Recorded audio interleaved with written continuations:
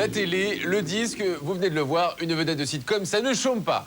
Juste après la pub, on vous montrera comment devenir une star pour ce genre de série. On vous montrera également des images inédites de Vanessa Demouy, Cachou ou encore Mallory Nataf. Suite de Mr Beast et de notre visite en coulisses des sitcoms. Chez les jeunes, les héros du petit écran ont un impact formidable. Les réussites de Vanessa Demouy, de Cachou ou d'Hélène donnent des idées à des millions d'adolescentes qui rêvent toutes de devenir un jour la nouvelle idole du grand public. Alors quel chemin faut-il suivre pour réussir? Une enquête de Nathalie Renaud. Voilà le premier essai de Vanessa Demouy devant une caméra de la 6. C'était en mars 93 pour le casting de Classe Mannequin. Pas besoin d'être un professionnel pour voir que la jeune fille a du potentiel. Alors déjà, Vanessa était hyper sexy. Elle m'a fait un effet avec ses yeux. Oulala. Je me suis dit immédiatement, celle-ci va être dans la série. Quant à Cachou, que j'ai vu arriver un petit peu comme ça, un petit peu entre guillemets, un peu pambèche, hein, comme elle est toujours très très élégante, elle est quand même très, je dirais, elle a une éducation, bon, elle est pas née dans la rue, entre guillemets. Et je me suis dit, celle-ci, ça va être ma petite méchante, ça va être Victoire. Mais ça a été immédiat. Cachou et Vanessa, elles avaient un truc en plus, elles avaient, la preuve, elles sont là. Mademoiselle Cachou! Un physique agréable, un caractère bien trempé, c'est grâce à ces qualités-là que la blonde et la brune ont décroché les premiers rôles de Classe Mannequin. Je sais que tu viens d'arriver. Si tu veux, tu peux venir emménager chez moi. J'ai un 120 mètres carrés près du parc. Oui, et dans les 120 mètres carrés, il y a les parents. Ça te dit? Mais décrocher un rôle dans une sitcom à succès, ça arrive très rarement à la première tentative. Celles qui sont devenues des stars ont elles aussi été obligées d'aligner les castings avant de taper dans l'œil des producteurs. Vanessa, Cachou et les autres ont tenté leur chance dans d'autres séries sans être retenues. On a mis la main sur un de leurs premiers bouts d'essai infructueux. J'ai fait pub, sinon j'ai fait des petites figurations dans des films cinéma ou dans des films TV comme Qu'est-ce que c'est que ce petit boulot?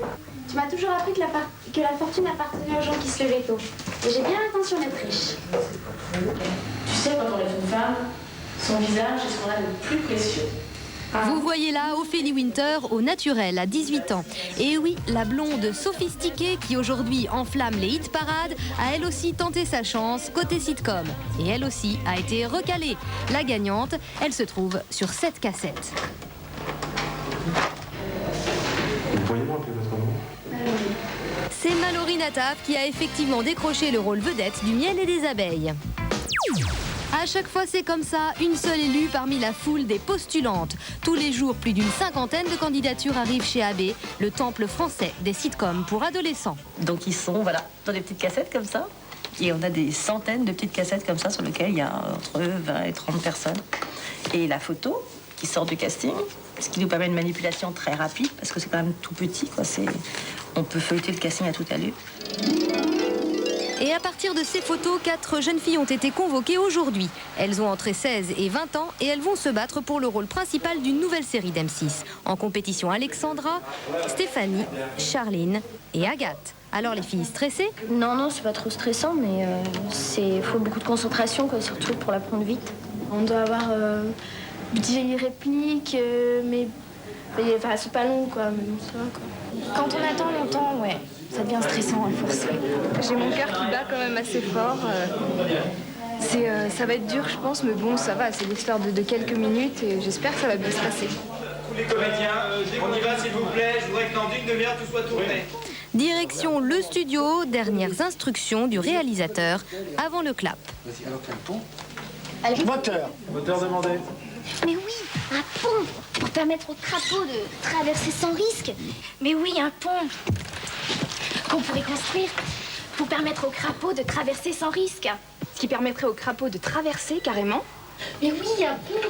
Pour départager les 4 candidates, plusieurs critères vont rentrer en jeu. Le premier sera bien sûr le physique, les explications d'un des 2 grands patrons d'AB.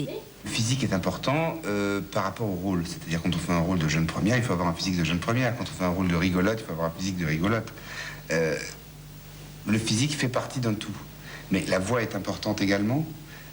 La manière de se mouvoir est importante. C'est un ensemble. Merci 1000 fois à toutes et bon retour. C'était affreux parce que j'avais vachement peur. Maintenant, je respire, quoi, mais... C'est fini.